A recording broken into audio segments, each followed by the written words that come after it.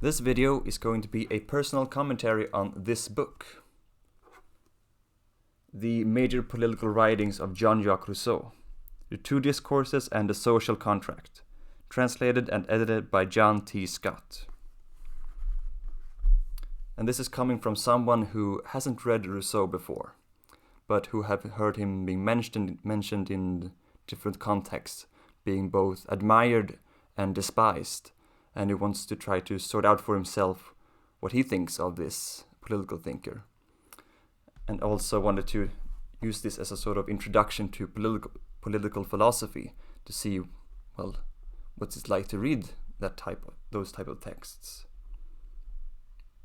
And in this work, it contains three of his most influential texts that he wrote. The first two are the two discourses, the discourses on the arts and the sciences and of the origin of inequality. And the third one is the social contract. And I'm going to be making this series in two parts, where I cover the first two texts in this first video, and I'll dedicate a separate video to the social contract. And just a very brief background of Rousseau was, he was like I said, a political thinker in the 17th century, living between 1722 and 1768, I believe. And he was very influential on the French Revolution, among other things, and for spreading the idea that humans were naturally good but corrupted by society. Whether that was what he believed or not is a different case, but that is, as I've understood it, the idea that has spread from him. And to begin, the first texts in this book, the discourse on the arts and the sciences, it's about whether the arts and the sciences have contributed towards making man more moral. And this was in a time where, in the middle of the Enlightenment, I don't know if it was in the end or just in the middle of it, but reason and progress was surely sort of in the minds of a lot of people, a lot of other political thinkers or thinkers in general, that, well, we're moving to something better now. Things are improving. We are making progress. And so the arts and the sciences have obviously made us much wealthier and more powerful in different ways. So surely they should also be making us more moral. And this was a question set out as a competition for people to submit their essays and answer this question. And Rousseau submitted his text and won this competition by saying that the arts and the sciences have actually not made us more moral. They have in fact made our morals degenerate,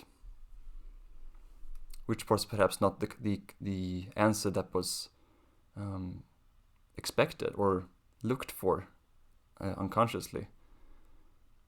And I've been able to identify at least two separate arguments that he makes for this. The first one arguably isn't, or to me isn't that connected actually to the arts and the sciences themselves, but just of, is modern man, the civilized man, more moral than the uncivilized man? And the reason why the civilized man that his morals have degenerated is that we have that the civilized man, the sociable man, has become an imposter, someone who portrays having a lot of virtues, who has a very shining outside that he shows to people, but never dares to show who he really is. He conceals himself in fancy clothes and nice smelling perfumes, and perhaps I believe they used wigs at the time, and they always speak with in a certain way that would signify dignity and elegance and friendliness and politeness. But it's all a facade to Rousseau. And he admires instead the authentic simplicity of the uncivilized man, who is living according to who he is, while the civilized man is living through the eyes of others. And one of the connections you can make to the arts and the sciences, or two actually, that the sciences have made man more powerful, but it has also made him more, but it has made him richer. It has allowed him to build these big cities and have this complex society with that has allocated a lot of resources and managed to become very big and complex and technologically powerful for the time. And so in the society you have also a lot of artists. You have a lot of statues and paintings and books and poets and of that sort. And in these works they display people with certain characteristics, with elegance, with dignity and bravery and all these virtues. So that when you live among these figures, among these artful figures, then the modern spirits or the modern man at this time wants to imitate or fit in this art, among these works of art, and that is sort of why a contributing factor to why he takes on this mask to make it seem like he belongs with all these magnificent people, even though they're in art form. That is at least my how I read it. I don't think it's said explicitly that is what he meant. The second type of argument, or the second argument that he makes, is directly related to arts and sciences, in that for most people, dedicating your time to arts and science is a waste of time. Most people are not going to produce great works or make great discoveries. Yet there are increasingly more and more people dedicating themselves to these types of tasks, while they perhaps should be doing something more useful. And it's not that these tasks are useless in themselves always, but it's that they are meant for certain people. Rousseau still admires the great artists and the great scientists, and say that they're all exceptional individuals who are meant for these types of activities. But we have become accustomed to everyone being able to do these things as well.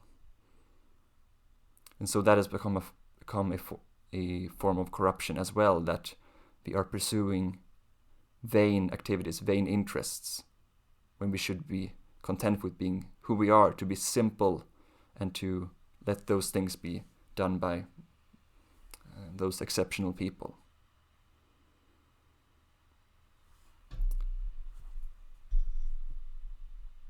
And I think a lot of what he says there sort of could apply today, perhaps even more. And I think you have to buy at least a little bit of what he says there about the surface of people, and at least take that as a critique that, well, it's a different thing to be just a surface, to portray virtue, than to actually have it, to live it. And I think in a time of crisis, for example, when your virtues are really tested, perhaps I'm thinking of particular virtues, I guess, then, but if your virtues are only a surface, then I would imagine that they would crumble under pressure.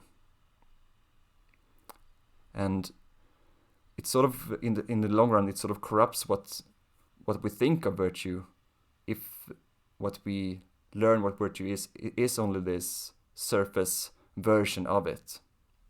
But we forget the real deal, the original, the authentic virtue. So I can sort of get on board on what he says there, although I don't think that overall I'm not convinced that the arts and sciences have morally corrupted people. I think it seems that like that goes a bit too far for me. And while this first discourse is what made him famous in his time, and what sort of started him off as a political thinker in his time, what made him famous throughout history arguably is his next work, his next discourse, the discourse on the origin and foundation of inequality.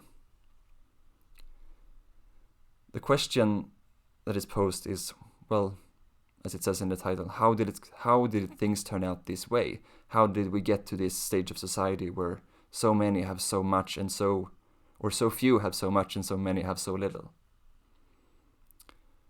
And Rousseau's attempt at answering this is to first identify what was the original state of man, what was his original condition that he left and then progressively transformed, that progressively transformed into what we have today. And here's where his most famous idea comes in about the human nature and what that was like in our original condition. But to get there, he has to deal with the ideas of his time first, and he does it in a very slippery way.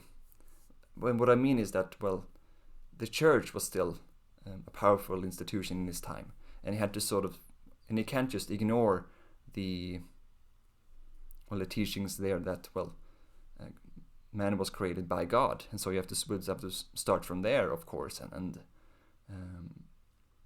take that into account when you describe the progress of society. But he doesn't really want to. It seems like he wants to avoid that issue without offending the church, I guess.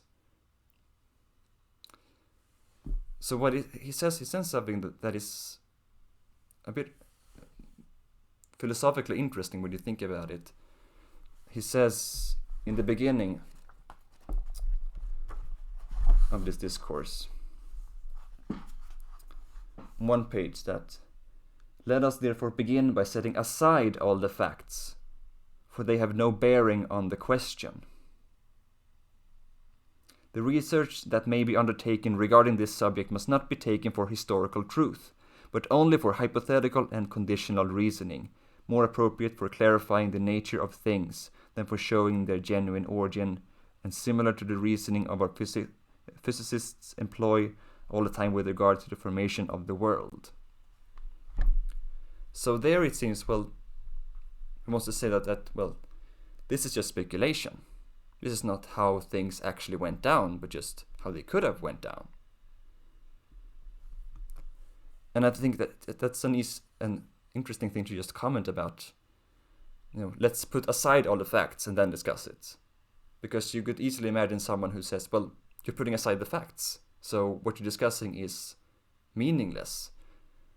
There is a brand of philosophy, I can't exactly place it or with whom, but that if a statement doesn't have any empirical content, anything that is empirically verifiable, anything that has been or can be proven, then what you're saying is just nonsense, or it doesn't matter, because we can't say that it's true.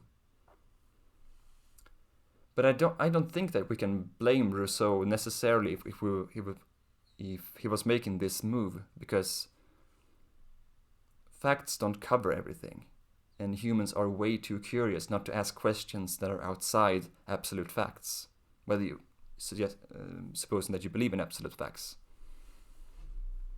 So I don't think that we can get away with just only sticking to those things that are that we can know for certain. I think we should be allowed to speculate on things, but be aware that we are speculating in that case. But then Rousseau, he makes a very different statement just on the next page, which seems to suggest something more, something other than just speculation. He says, "O man, whatever land you may be from, whatever your opinions may be, listen. Here is your history such as I have found it reads, not in the books of your fellow men who are liars, but in nature which never lies. Everything that comes from nature will be true. There will be nothing false in it except what I may have unintentionally mixed in of my own."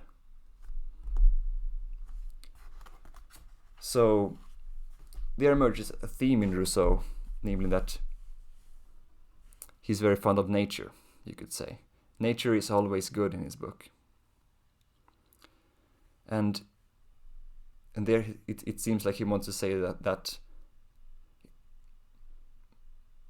this is what I mean by slippery, because it seems like he wants to say that this is the truth, but this is not what I'm saying. This is just nature speaking. I'm just being the spokesperson of nature's truth, but I'm just, yeah, it's a bit tricky to pin him down on what he says, and that is going to be, the theme is going to come back. Anyway, the original state of man that it comes to, the state of nature. In the state of nature, according to Rousseau, man is solitary and completely independent. And he lacks many of the passions that civilized man has. And in fact, many of the desires and passions that we have today is a consequence, he thinks, of society that we have developed over time, but that are in our original condition. We only have the very simple needs and desires: the need for sleep, for safety, for food, and occasional procreation. And one more important thing is that he thinks that the natural man had no, in this lack of passions, man also lacked a preference. Most importantly, we lacked a preference for partners, he thought. That natural man would just do with whoever and be fine with that. And one more thing, that he thought that the natural man was very calm and timid and not very violent, in contrast to I guess his political opponent or opposite, Hobbes, who believed that the state of nature was short, brutish, and something else. It was just all out war and people died. It was hell. It was bad, he thought. And people were naturally violent. But Rousseau says that people are naturally sensitive and timid. So this is the natural man for Rousseau: independent, solitary, timid, without preference. And this later on becomes what he calls the sort of original goodness of man, why man was originally good and what was corrupted. And this is not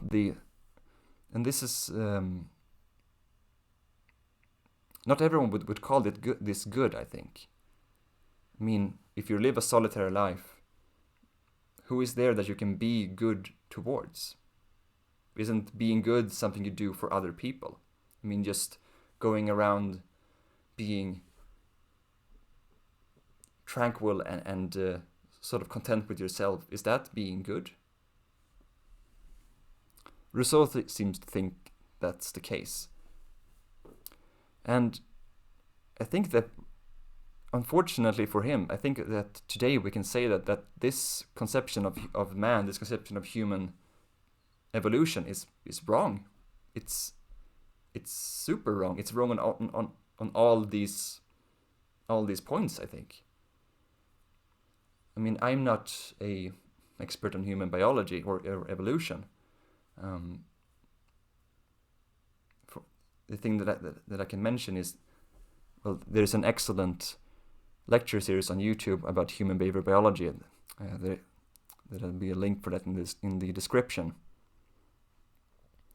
which I found very interesting. And for anyone interested in human behavior and biology, I would highly recommend watching that.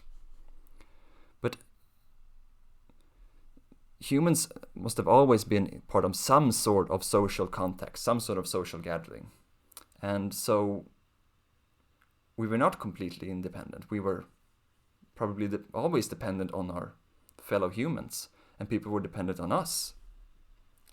And so we have this, and with this we've always had this additional need, this social need. I would, at least that seems most likely to me. And preference, what can I say? Every animal, or perhaps not every, but the rule in evolution is that there is a preference. There are preferences for certain individuals over others for different reasons in different species.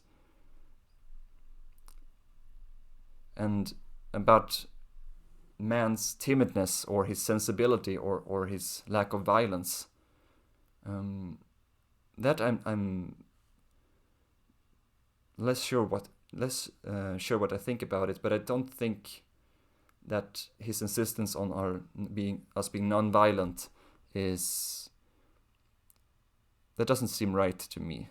I don't really buy it. I don't think that we were out sort of continuously slaughtering each other non-stop, but I think violence were definitely a part of us. So anyway, this is the first part of the essay, that it describes this condition. Then he goes to the second part, where he describes the progress from this condition to modern day and how it has started. And he speculates that this process probably started on small islands where people were continuously bumping into each other, and so they would eventually form groups naturally. Naturally, he just says that they will. And then doesn't really explain how that happens, I think. And also that man was constantly being exposed to a harsh nature, and so we had to develop different tools to survive that. And then through that we learned of the concepts of better and worse, because we found tools that would make things better or worse, or that the tools themselves were better at performing different tasks. So this idea of preference in tools emerged from that. And then when we were grouped together, what really sort of where things really went downhill, Rousseau thinks, is whenever someone would take on himself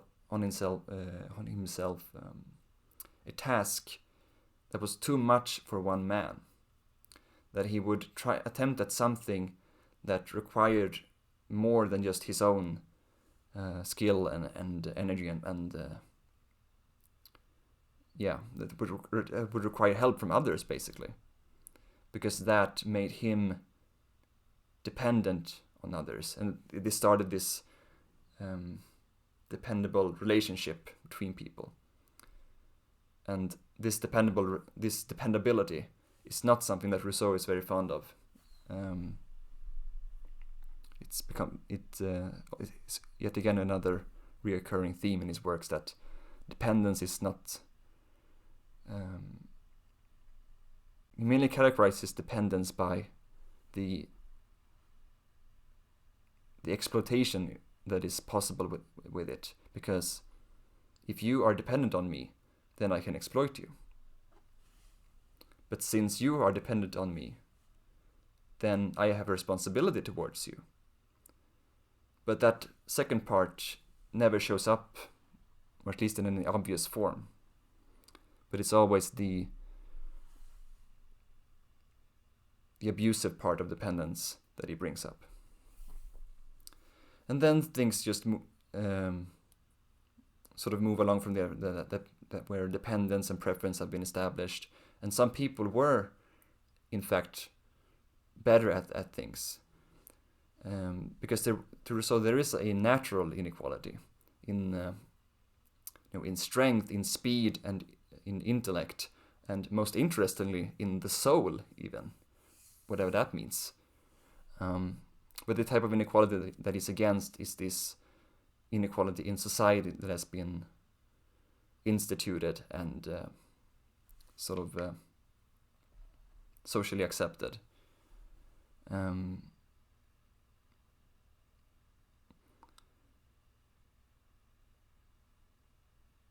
one thing that shows up in his text, where he almost discovers his own the flaw of his theory, because when he's talking about the development of human civilization, he starts to think about one of the most important, crucial parts for for society to work, namely language.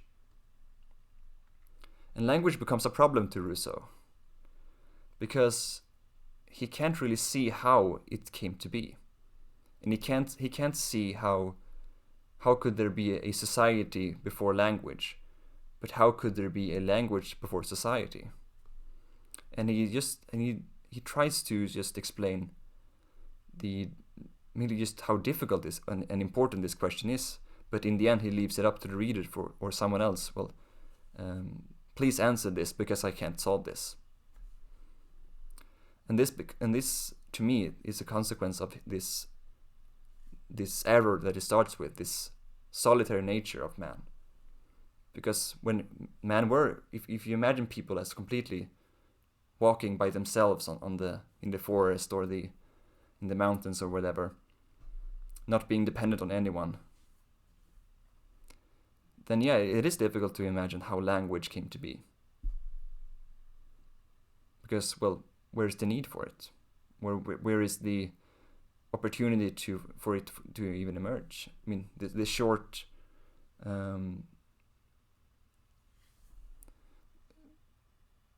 meetings you would have with people would not be enough to establish a language. But since man has always been, like I said, in some type of social context, or a tribe or a family or whatever it might have been, we've absolutely we've been in the environment where the development of language has been necessary or possible.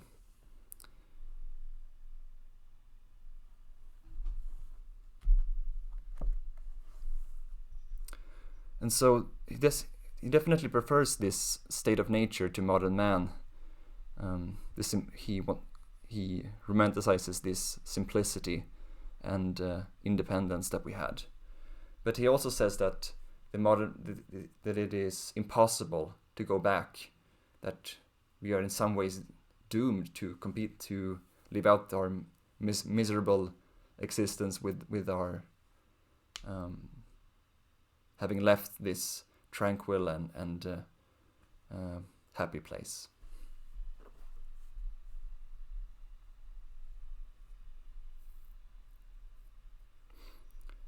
And he also includes in this discourse a collection of notes that he made for all the points that he made.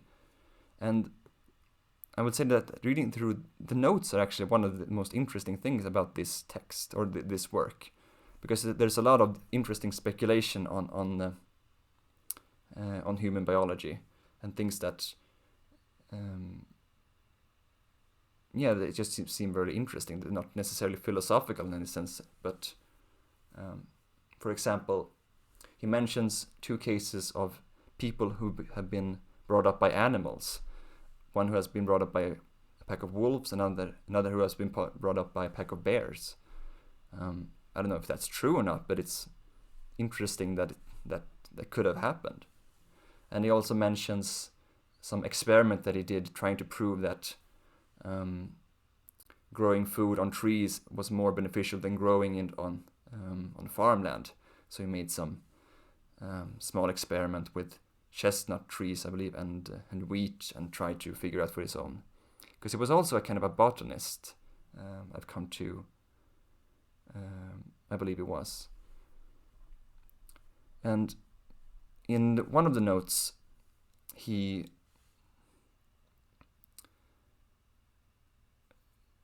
deals with another political thinker, John Locke, and some comments that he made on human nature, and he tries to resolve that, or he doesn't agree with Locke and tries to give his reasons for why. And what they're discussing is basically if the family, if the family unit was something that was natural. And Locke is basically arguing that, well, that the woman can have a child, and she can bear the child, but before the child is able to take care of himself, she can then start having another child immediately. And so during that time, the man can still be present to help her take care of her kids, and that's why there's a need for a lasting bond for him to stay there with her. There might be a bit more to that, but that's basically what they're talking about. And like I said, Rousseau, he wasn't not a fan of being of dependence and social units, you could say. So he says that this does not convince him. And I just mentioned one of the things that he says that is very remarkable and reveals something of his background that is often brought up against him, or has been brought up against him. Because he says that, well, whatever incentive would the man have for staying, with the woman before she had the first child? Why wouldn't he just leave? Why would what interest is she for him? And that seems a bit cynical, you would think, because he's asking, well, what interest is it to the man to take care of his child? Doesn't seem that far-fetched to me. That he has a very big interest in taking care of his children. And then and this is what I mean, that what it reveals about him, that in his life, when he was conceived, his mother died during childbirth. And then he lived with his father until the age of 10. And then his father, I believe, he was exiled from the state of Geneva, and Rousseau was left behind. And I don't know exactly how this went down. In this book, it simply states that he was abandoned by his father. But on the Stanford's encyclopedia of philosophy, it says that he was, like I said, he was just exiled, but it doesn't mention any details around what really went down there.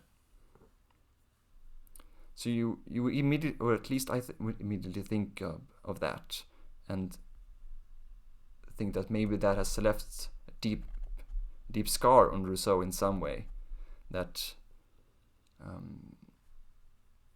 he doesn't really see why would the parent care for his children, basically. And this shows up in his own later in his life, when he has 5 children and he gives them all away, or he leaves them to some orphanage of some sort, And again, according to the encyclopedia of philosophy, Stanford Encyclopedia of Philosophy, at the time, this giving your children away this way was almost certain death. And so this seems very rich coming from someone who claims that humans are naturally good, or someone who would indirectly kill his 5 children.